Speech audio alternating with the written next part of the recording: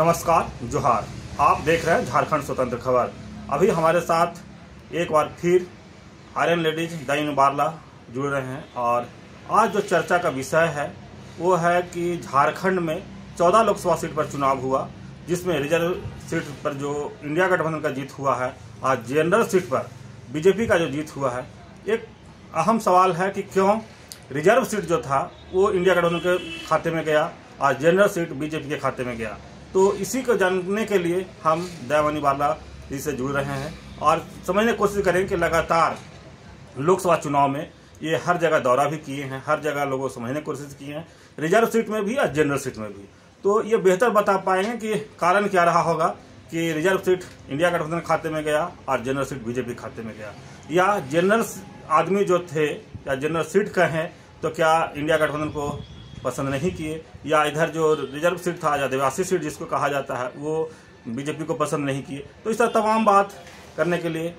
दयामणि दीदी जुड़ रही हैं और हम उन्हीं से बात करवाते हैं, आपको रूबरू कराते हैं। दीदी जोहार। जोहार। क्या कहेंगे जनरल सीट और रिजर्व सीट में दोनों कुछ अलग दिखा हमको? सबसे पहले तो मैं झारखंड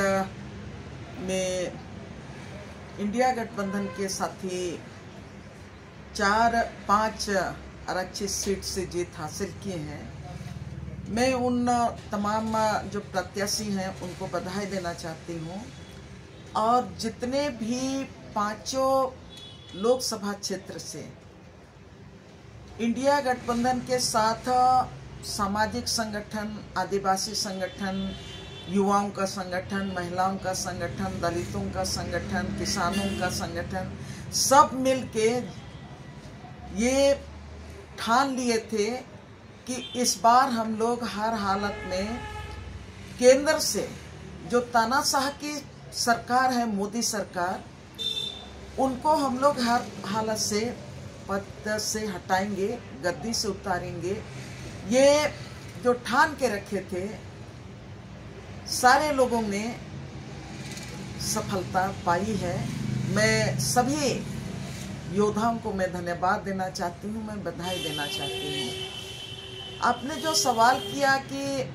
हम जो 14 लोकसभा सीट में 5 आदिवासी आरक्षित सीट इंडिया गठबंधन ने क्यों जीता, ये बड़ा सवाल है और मुझको लगता है इसमें सबको को मंथन करना चाहिए, राजनीतिक पार्टियों को भी मंथन करना चाहिए। पहले भी मैं ये बात सभी जगह बोल रही थी और हमने जो महसूस किया, या तो आदिवासी मूलवासी किसान समुदाय ने, दलित समुदाय ने, मेहनतकश समुदाय ने जो महसूस किया था, मैं बार बार ये बात दोहराती हूँ कि 2014 और 2014 से 2019 के बीच झारखंड में जो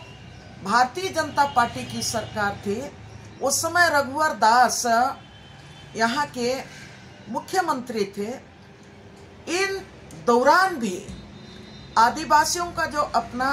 संवैधानिक अधिकार है, CNT एक्ट का अधिकार है, SPT एक्ट का अधिकार है, मुंडारी खुटखटी का अधिकार है, विल्किंसन रूल का जो अधिकार है, ग्राम सभा को जो अधिकार है, इन अधिकारों का हनन हुआ है। इन अधिकारों को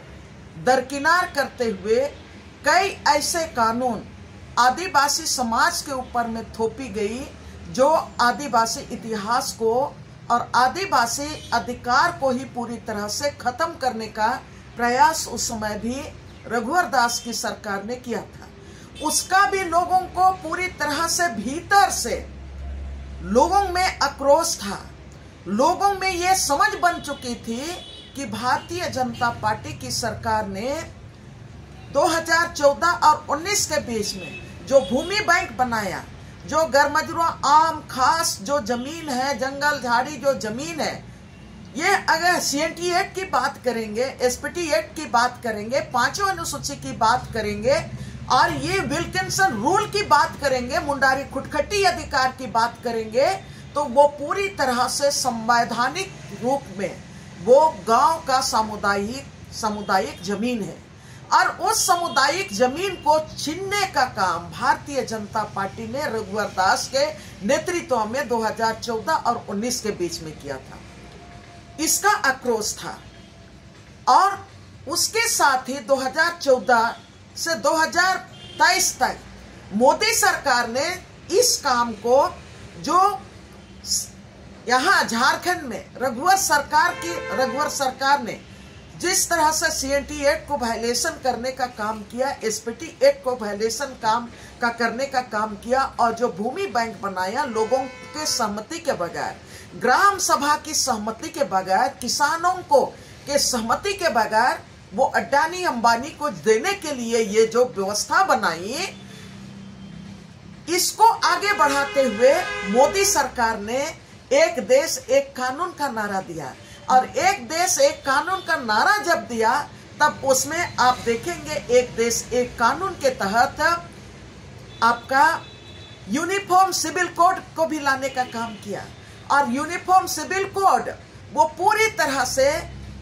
सरकार बार बार बोल रही थी कि हम लाएंगे। मोदी भी कह रहा था, अमित शाह भी कह रहा था कि हम यूनिफॉर्म सिविल कोड लाएंगे। और जबकि यहाँ पर आदिवासी लोगों में, सारे आदिवासियों में ये आक्रोश था कि हमारा सामाजिक व्यवस्था, हमारा इतिहास, हमारा सांस्कृतिक की व्यवस्था और हमारा जंगल और जमीन का जो अपना अधिकार है, उस अधिकार का पूरी तरह से वायलेशन होगा, पूरी तरह से खत्म किया जाएगा। और मोदी सरकार जो कानून हमारे ऊपर में थोपना चाहती है, तलाक के मामले में और आपका ये गोद लेने के मामले में, प्रॉपर्टी के अधिकार के मामले में को लेके और तमाम चीजों को लेके, सारे लोगों में ये आदिवासियों के दिमाग में ये बैठ चुका था कि मोदी सरकार को हमको गद्दी से उतारना ही है। और इसी का ये जो आक्रोश था, और लोगों ने ये देखा है कि किस तरह से हमारा पेशा कानून को खत्म करते हुए, तमाम कानूनों को खत्म करते हुए, अडानी और अंबानी को केवल यहाँ का पूरा संपत्ति को देने का काम किया। इसका ये गुस्सा था और लोग पूरी तरह से जागृत हो चुके हैं अपने अधिकार के प्रति। इसीलिए आदिवासियों ने ईमानदारी से अपना जंगल बचाने के लिए, जमीन बचाने के लिए, भाषा, संस्कृति, इतिहास को बचाने के लिए और नौकरियों को बचाने के लिए और अपने आने वाले पीढ़ी को बचाने के लिए, अपने जाति और धर्म, अपनी आस्था को बचाने के लिए इन्होंने भारतीय जनता पार्टी के खिलाफ में वोट करने की रणनीति तैयार की। और आदिवासी समाज हमेशा, जब आदिवासी समाज के ऊपर में चाहे तो अंग्रेजों ने दमन किया या तो अभी 2014 के बाद जो दमन हुआ, हमेशा आदिवासियों ने सामूहिक निर्णय के साथ लोगों ने हमेशा कदम उठाया और हमेशा बिंगुल फूका और हमेशा वो संघर्ष के मैदान में उतरे और आदिवासियों ने हमेशा जीत हासिल किया। तो ये जो 5 सीट है ना, आदिवासियों का 5 सीट, आदिवासियों ने एक साथ निर्णय लिया कि हमको बचना है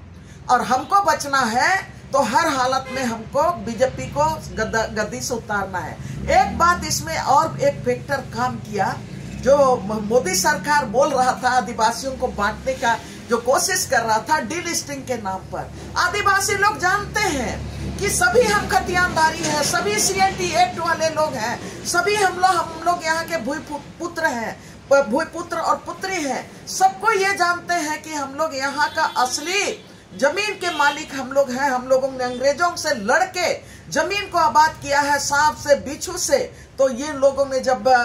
भारतीय जनता पार्टी ने, RSS के लोगों ने आदिवासियों को धर्म के नाम पर बांटने का जब काम करना शुरू किया और बोला कि डीलिस्टिंग के नाम से बोला कि नहीं, सरना आदिवासी लोगों और ईसाई आदिवासियों को बांटने का काम किया, तो आदिवासी लोग ये समझ चुके थे कि ये सिर्फ और सिर्फ आदिवासियों के इतिहास को, आदिवासी संघर्ष को, आदिवासी यूनिटी को कमजोर करने के लिए ये डीलिस्टिंग लाने का काम कर रहा है। और इसी के खिलाफ में इसको लोगों ने तय किया कि ना हम ये डीलिस्टिंग का सवाल जो मोदी और RSS के लोग, भारतीय जनता पार्टी के लोग लाए, तो उसमें आदिवासी समाज समझ रहा था कि सरना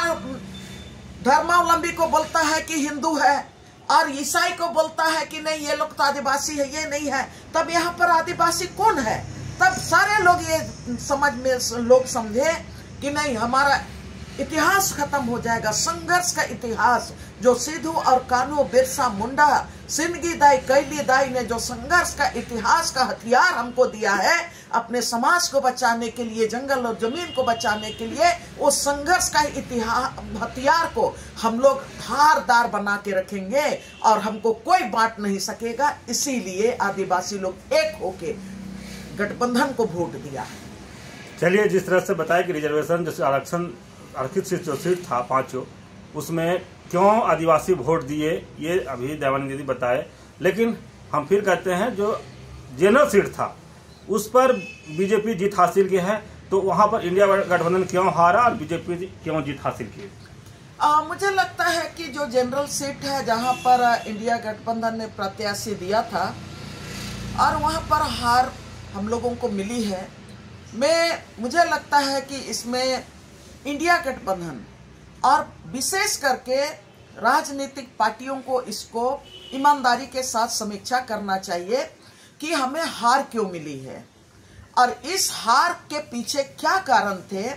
कहां पर हम कामयाब नहीं हुए, हम गांव के लोगों तक, हम पब्लिक के बीच में हम पहुंच पाए, नहीं पहुंच पाए, या तो हमारा मैनेजमेंट में क्या कोई गड़बड़ी थी। इन तमाम चीजों पर इंडिया गठबंधन के जो राजनीतिक दल हैं उनको बारीकी से समीक्षा करना चाहिए और इसमें मैं जरूर कहूंगी कि कहीं ना कहीं चूक हुआ है और चूक हुआ है तो इंडिया गठबंधन के राजनीतिक दलों से हुई है। एक तो मैं कहूंगी कि जो मुद्दे हैं जनरल सीट में हो सकता है वो मुद्दे उनके लिए जो जनरल सीट में जो भी मतलब मतदाता हैं उनके लिए वो प्रायोरिटी में नहीं था। जिस तरह से आदिवासियों के लिए जंगल प्रायोरिटी में था, जमीन प्रायोरिटी में था, इतिहास प्रायोरिटी में था, जिस तरह से हमारी भाषा और संस्कृति हमारी प्रायोरिटी में थी, जनरल सीट के मतदाताओं के बीच में हो सकता है इस तरह की प्रायोरिटी नहीं रही होगी। तो मैं ये कहना चाहूंगी कि अभी तो हम लोग हार गए हैं, ये हम लोग सब स्वीकार कर रहे हैं, लेकिन इससे सबक सीखने की जरूरत है और आने वाले समय में उन मतदाताओं के बीच जाना चाहिए। अभी हार होने के बाद पूरी तरह से ईमानदारी के साथ समीक्षा होनी चाहिए कि क्या हमारा जो मुद्दा था वो मुद्दा हमारा जनरल सीट के मतदाताओं के लिए वो प्रायोरिटी में नहीं था। अगर प्रायोरिटी में नहीं था तो कौन सा मुद्दा, कौन सी समस्या उनके लिए प्रायोरिटी में था, वो मतदाताओं के बीच में जाके हम लोगों को समीक्षा करना होगा और अगले आने वाले चुनाव की रणनीति तय करनी चाहिए। जिस तरह से देवानंद जी बताया कि आदिवासी समाज जो थे वो समझ चुके थे कि अपना हक के, जैसे जल जंगल जमीन हो या आरक्षण की बात हो या जिस तरह से उन लोग कहे कि संविधान बदलने की बात हो, तो वो बात आदिवासी समझ गए थे, इसलिए मोदी जी को वहां पर वोट नहीं मिला। लेकिन जनरल सीट में जिस तरह से बता रहे हैं कि चूक हुआ है या जो वहां के वोटर थे इंडिया गठबंधन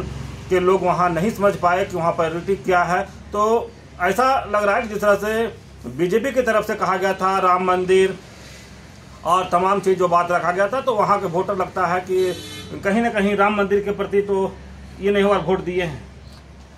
मुझे लगता है कि राम मंदिर की बात हम यहाँ पर, एक तो आस्था की बात, आस्था अपनी जगह पे है, आस्था अपनी जगह पे है। अगर राम मंदिर की बात, राम मंदिर के नाम से ही अगर वोट देते तो अयोध्या क्यों साफ हुआ, ये भी सवाल है। मैं आस्था को अलग रखना चाहती हूँ। आस्था अपनी जगह पे है और मैं ये नहीं मानती हूँ कि जो जनरल सीट है वो राम मंदिर के नाम से वो वोट किया है। तो इसमें बहुत तमाम चीजें थी और भी बाकी चीजें जो मैंने कहा, तो उसमें हम लोगों को देखने की जरूरत है कि आखिर किन कारणों से हम लोगों ने वो मतदाताओं को पकड़ नहीं पाए, मतदाताओं के साथ हमारा जुड़ाव नहीं बन पाया, ये समीक्षा का विषय है।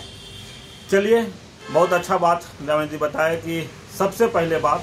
समीक्षा करने की जरूरत है, सोच विचार करने की जरूरत है कि जनरल सीट पर एक भी इंडिया गठबंधन को सीट नहीं मिला झारखंड में, ये बहुत बड़ी बात है। और कहां पर चूक हुई है इस पर समीक्षा करके सब जो इंडिया गठबंधन में जो जुड़े थे राजनीतिक दल, उनको बैठना चाहिए और सोचना चाहिए कि क्या कारण रहा होगा जो जनरल सीट पर एक भी इंडिया गठबंधन को सीट नहीं मिलना। और जिस तरह से लोग प्रचार प्रसार जोरों शोरों से किए थे और जिस तरह से लग रहा था कि इस बार झारखंड से लोग बता भी रहे थे, झारखंड के मुख्यमंत्री बोले भी थे कि हमको 10 सीट मिल रहा है, तो लग रहा था कि जनरल सीट भी कुछ न कुछ इन लोग के इंडिया गठबंधन को हासिल होगा। लेकिन जब चुनाव हुआ, गिनते हुआ, तो साफ हो गया कि जनरल सीट में एक भी सीट इंडिया गठबंधन को नहीं मिला। और जिस तरह से लोग बता भी रहे हैं कि चूक हुआ है या वहाँ के जो वोटर है उसको समझ नहीं पाए कि क्या इनका मुद्दा था, जो मुद्दा को इन लोग नहीं रख पाए। तो ये तमाम इस तरह का जो चूक हुआ है उसको बैठकर मंथन करने की जरूरत है इंडिया गठबंधन को, तब आगे का जो चुनाव होगा उसमें रणनीति बन पाएगा। नहीं तो अगर जिस तरह से इस बार चुनाव में देखने को मिला इंडिया गठबंधन को, अगला चुनाव में भी देखने को मिल सकता है। लेकिन